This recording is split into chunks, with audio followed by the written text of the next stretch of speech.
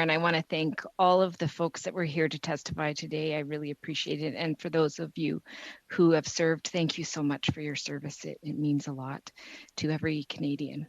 Bill, I'm going to come to you first, of course. The more that you've taught me and the longer we do this study, the more I can see that we just need national standards so that the end user benefits. And without these standards, there's just so many broken pieces that creates this framework that is fragmented and leaves veterans behind.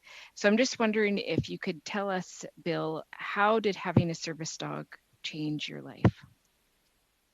So I was one of probably the few veterans that believe what people tell you about service dogs. I actually did my research.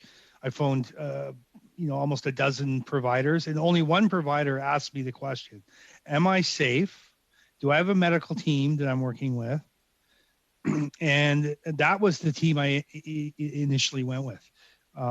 And I was on numerous antipsychotic medications. Within the first year, like Mark said, I was down to one, maybe two. 2 years later, I was medication free. And I'm not on the marijuana maintenance program funded by Veterans Affairs. So I use my dog up until my dog passed away at Christmas time. I'm in the process of working to get another one. So, yeah. So, you talked about in your testimony a bit about the challenges that you experienced, and most specifically, and one that we've worked together on, was your experience with the service dog and how that really impacted your ability to have shelter, to have a home.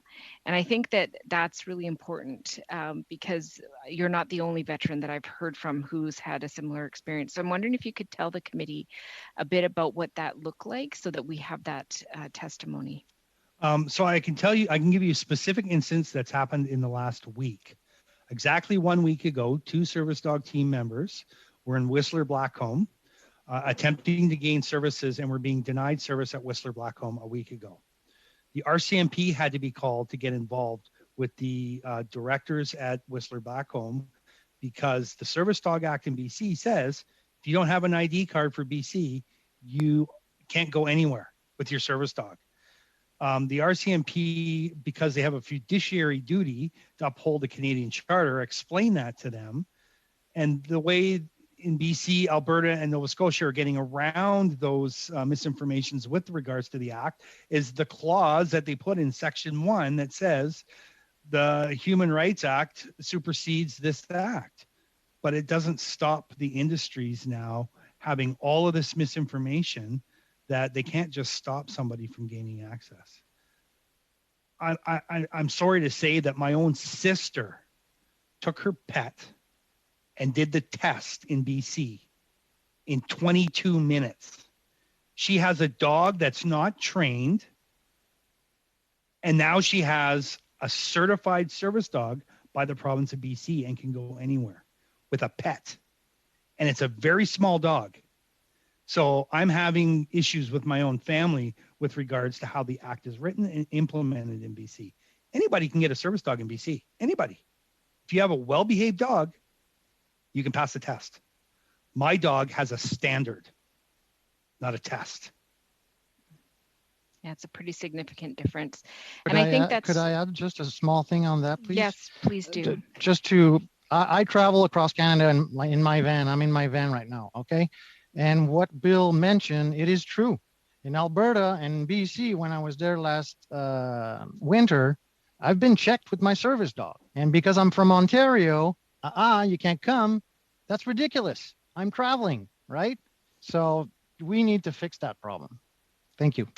Yeah, and I agree. And that's what I was going to ask Bill to talk about as well, because that is the reality right now as you move from one part of Canada to another and the standards are different. And so here you are as a veteran, you have your dog with you to provide that standard of care that you require to live the life that you want to. And I think your testimony earlier about being able to go off antipsychotic drugs, which is amazing. I'm just wondering if you could talk a bit about what changes do you see when you move from province to province? You talked about moving to British Columbia. What was one of the biggest changes that you noted? Denial of public access is the biggest one. across the board, whether it be government, civic, or provincial buildings. And I appreciate the separation between federal and provincial jurisdictions. I appreciate that. But when we have federal members of parliament sitting on organizations that are pushing those organizations' agenda to write policy that also now affects the Competition Act, because if you're a service dog provider and you don't belong to ADI in BC, you can't practice your position. You're put at a disadvantage. But because this is all human rights law, there's no money in it, so lawyers aren't going to get involved. So that leaves the veteran on the end being abused by the system consistently.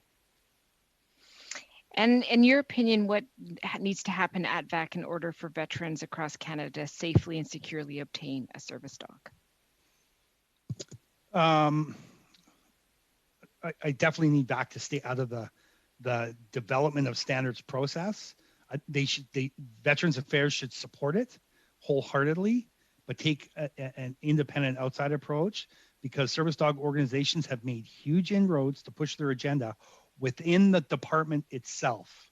It's rampant. And I run into it all the time. And that's why Veterans Affairs needs to stay out of it and stay completely impartial with the process of a standard.